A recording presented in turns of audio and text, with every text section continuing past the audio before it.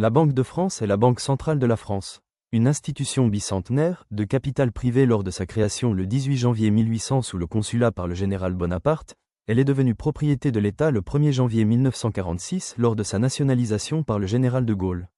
Indépendante depuis 1994, mais pour autant toujours propriété de l'État français, la Banque de France devient membre de l'Eurosystème ainsi que du système européen de banque centrale en 1999.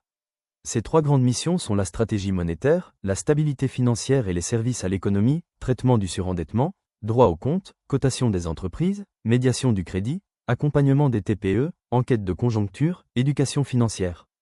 Cependant, depuis la création de l'Eurosystème, la Banque centrale européenne a pris beaucoup plus d'importance en matière de stratégie monétaire. Le gouverneur de la Banque de France est, depuis le 1er novembre 2015, François Villeroy de Gaillot.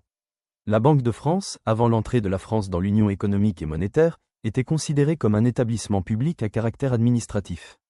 Elle était alors placée directement sous la tutelle du Premier ministre, qui par ordonnance du Président de la République au visa de l'article 13, ainsi que de l'article 21 de la Constitution française du 4 octobre 1958, le Premier ministre étant chef administratif, lui conférait de droit la tutelle. De plus, son activité essentielle de régulation est une activité de service public administratif. En 1994, par une loi de 1993, la Banque de France devient indépendante du gouvernement, un an après la signature du traité de Maastricht. Membre du système européen de banque centrale, le principal objectif de la Banque de France est la stabilité des prix. Les trois grandes missions de la Banque de France sont la stratégie monétaire, participation à la définition de la politique monétaire de la zone euro et mise en œuvre en France, production et émission de monnaie, conservation des réserves de change. La stabilité financière, supervision financière, bon fonctionnement des systèmes de paiement, sécurité des dépôts des épargnants. Les services à l'économie, traitement du surendettement, droit au compte, cotation des entreprises, médiation du crédit, accompagnement des TPE, enquête de conjoncture, éducation financière. Le 1er juin 1998, une nouvelle institution a été créée, la Banque centrale européenne, BCE, chargée de conduire la politique monétaire unique de la zone euro. L'ensemble formé par la BCE et les banques centrales nationales, BCN, de tous les États membres de l'Union européenne constitue le système européen de banque centrale SEBC. La Banque de France a depuis perdu le monopole de la définition de la politique monétaire de la France. Elle est dorénavant articulée par la BCE, en s'appuyant sur le Conseil des gouverneurs des banques centrales nationales. Le système européen de banque centrale, SEBC, est chargé de définir et de mettre en œuvre la politique monétaire dans l'Union monétaire. Il se compose de la Banque centrale européenne, BCE, et des banques centrales nationales, BCN, des pays de l'Union européenne, dont la Banque de France.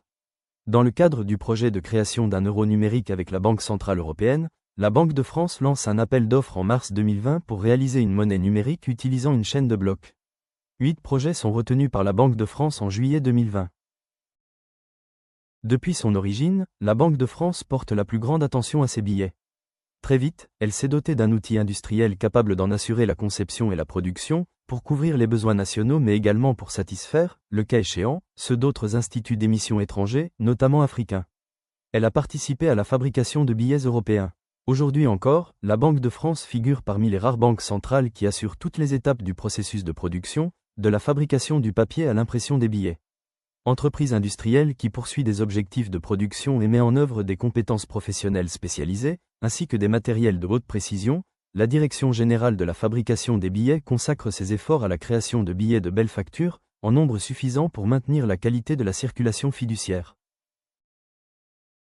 Le gouverneur est nommé par le Président de la République. Le gouverneur actuel est François Villeroy de Gaillot depuis le 1er novembre 2015, 42. François Villeroy de Gaillot siège aussi à la Banque centrale européenne, BCE. Denis Baud est premier sous-gouverneur depuis le 17 janvier 2018, 44. Agnès Benassi-Kéré est la seconde sous-gouverneure depuis le 27 février 2023. Ces postes offrent des conditions particulièrement avantageuses. La rémunération totale du second sous-gouverneur s'élève à 292 215 € bruts par an, soit 24 351,25 € par mois, avec une garantie de salaire d'une durée de 3 ans en cas de départ à la retraite ou pour une activité non rémunérée, comme le gouverneur et le premier sous-gouverneur, selon l'article L142-8 du Code monétaire et financier.